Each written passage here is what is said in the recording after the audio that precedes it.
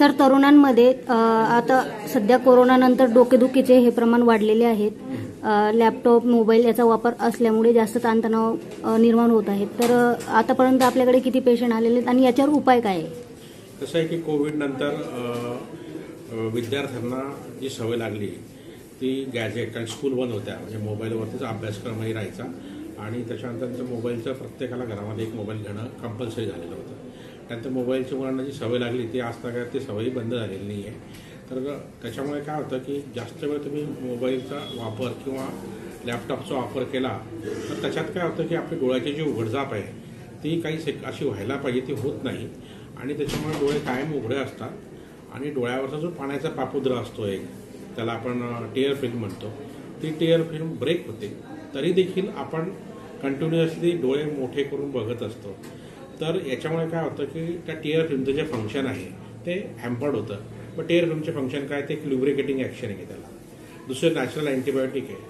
तिसरं ते optical function आहे त्याला. ऑप्टिकल फंक्शन म्हणजे त्यातून आपण बघतो, मग तो एक नॅचरल चष्मा आपला इव्हॅपोरेट होतो, जातो, तरी देखील आपण त्यातनं बघण्याचा प्रयत्न करतो, म्हणून डोकेदुखी सुरू होते. दुसरी गोष्ट जर वंगण म्हणून एक फंक्शन आहे ते जातं, अँटीबायोटिक फंक्शन म्हणून जातं, म्हणून डोळे लाल होतात, सुडसुडतात, ज्याला कॉम्प्युटर व्हिजन सिंड्रोम असं म्हणतात. तर कॉम्प्युटर जास्त वापर, मोबाईल, लॅपटॉपचा जास्त वापर करणाऱ्या विद्यार्थ्यांमध्ये किंवा बँकिंग व्यवहार जे सांभाळतात त्यांच्यामध्ये हा प्रमाण जास्त आहे.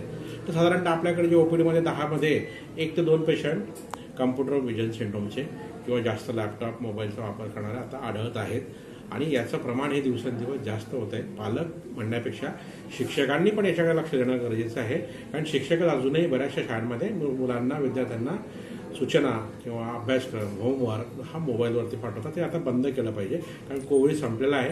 आता आपण थोडंसं शाळेत फळ्यावरती किंवा वहीवरती लिहून देणं गरजेचं आहे. सर, यावर एक नेत्रविकार तज्ज्ञ म्हणून तुम्ही नेमका काय सल्ला द्याल?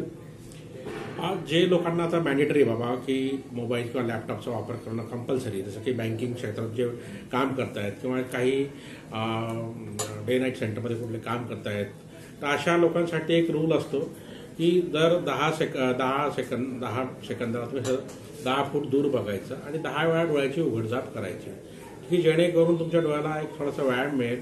डोळ्यावरचा जो पाण्याचा पापुद्रा असतो तो पाण्याचा पापुद्रा जो आहे तो इव्हॅपोरेट होणार नाही, तो तिथे शिल्लक राहील, चिटकून राहील आणि तुमच्या डोळ्याला होणारी जळजळ जी आहे ती कमी होईल.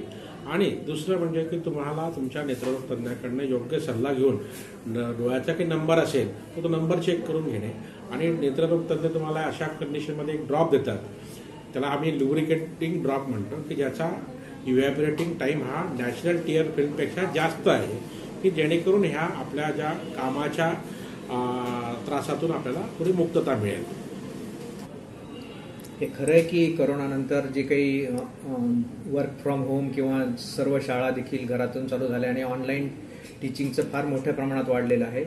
सर्वांना एकतर स्टुडंट्स असतील तर त्यांना शिकावंच लागतं आणि जॉबवरती पण त्यांना करावं लागतं. तर सध्या आपल्याकडे सर्वच क्षेत्रामध्ये स्टुडंट्स असतील किंवा तरुण असतील किंवा घरात काम करणाऱ्या गृहिणी असतील, सर्वांचंच मोबाईल, कॉम्प्युटर, लॅपटॉप किंवा TV हे बघण्याचं स्क्रीन टाईम वाढलेलं आहे. जितका स्क्रीन टाईम वाढतो तितकं डोळ्यांना जास्त काम करावं लागतं, त्याचे जे रेज डोळ्यात जातात आणि सतत लक्ष देऊन डोळ्यांनी बघावं लागतं. त्यामुळे डोळ्याच्या मसल्स ज्या असतात त्याच्यावरती ताण येतो आणि ह्या ताणाचा परिणाम लोकांना डोकेदुखी होण्यामध्ये होतो, की डोळ्याचा सतत खूप वापर झाल्यामुळे डोकेदुखी होते. त्याचबरोबर डोकेदुखी झाल्याबरोबर शरीर असं गळून गेल्यासारखं होणे किंवा थकवा जाणवणे, फटीग ज्याला म्हणतो आम्ही, अनएक्सप्लेन फटीग, अशा प्रकारचे देखील आजार मोठ्या प्रमाणात होत आहेत. सर, याबाबत तुम्ही तरुणांना एकूण काय आवाहन कराल? जे साधं सिंपल रूल आहे की जर तुम्हाला स्क्रीन वापरायचाच असेल तर तो वापरावा लागेल, तर जॉब करायचा असेल किंवा शिकायचं असेल तर वापरावं, पण you have to take the breaks. मध्ये ब्रेक घ्यावे लागतील.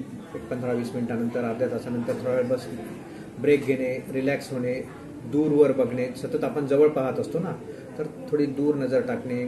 डोळ्याचे व्यायाम असतात, डोळ्याचे विविध व्यायाम असतात, कॉन्व्हर्जन्स, डायव्हर्जन्सचे जे व्यायाम असतात ते करणे.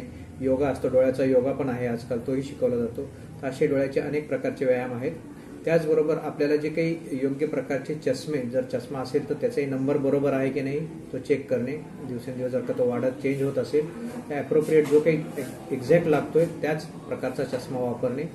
काही रेज ब्लॉक करणारे पण चष्मे असतात, तेही वापरता येतात आपल्याला. तर या पद्धतीने डोळ्यावरचा ताण कमी करता येईल. पण सगळ्यात महत्त्वाचं म्हणजे डोळ्यांना योग्य ती विश्रांती देणे आणि योग्य ते चष्मे वापरणे.